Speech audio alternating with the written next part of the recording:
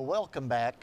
We're very fortunate to have on our program David Couch, the Associate Commissioner for Education for the Kentucky Department of Education.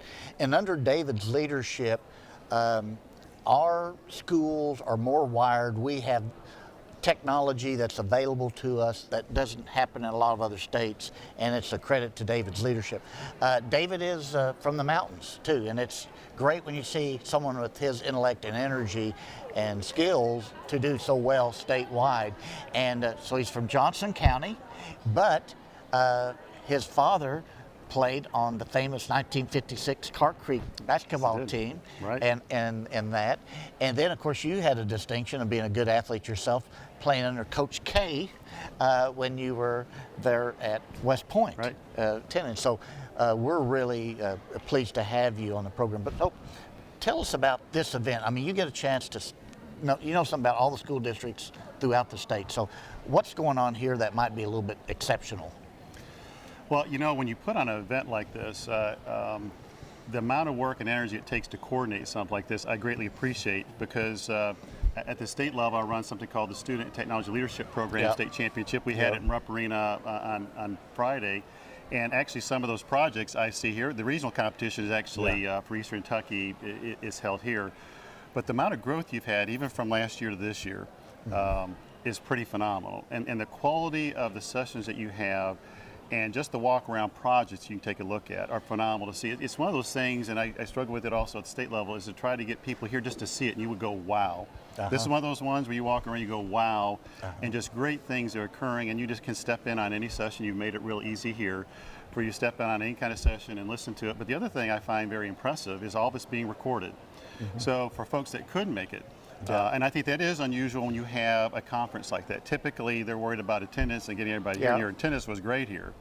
But you've also taken a different step to making sure that people that weren't here for certain parts of it can view that, and which I think is fantastic.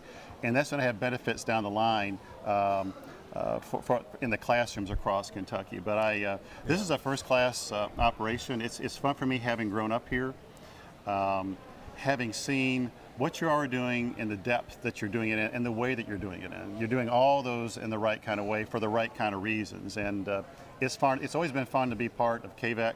I've always found that being part of that cooperative, those folks are focused on the right things for students.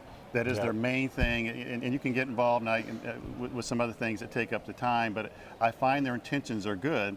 So now to see this in the way you're doing it with the setting here is fantastic to be part of. Well, and knowing that this is really an international conference, so this session that is live streamed while 9 others sessions are simultaneously being live streamed and then being archived, and that's remarkable. David, do people really understand? Now, we know we're doing some exciting things here in Eastern Kentucky through our Race to the Top grant and learning from each other in our consortia. But do people really in the state understand what's going on in K-12 throughout the state? I mean, there's some pretty remarkable things going on. I think the part that I find is in Kentucky is they don't recognize, if you grow up here, they think this is occurring everywhere, and it's not. Kentucky was just recognized last week. Government Technology Magazine selected us as a top 25 in the nation as far as kind of things that we're doing. So when you take a look at our graduation rates, to be a top 5 state in graduation rates and a top 5 state in college and career readiness, and the best state in the country for graduating kids of high poverty, which definitely connects with this part of the state, but also the technology things that we're doing. The high-speed internet we put in place, coming the first state in the nation to have high-speed internet to all of our schools in '90, and then beefing it up to fiber-like across all the state really puts us at a unique position and is serving our kids well. But this kind of program and others do help educate the average person to say, we're doing pretty good.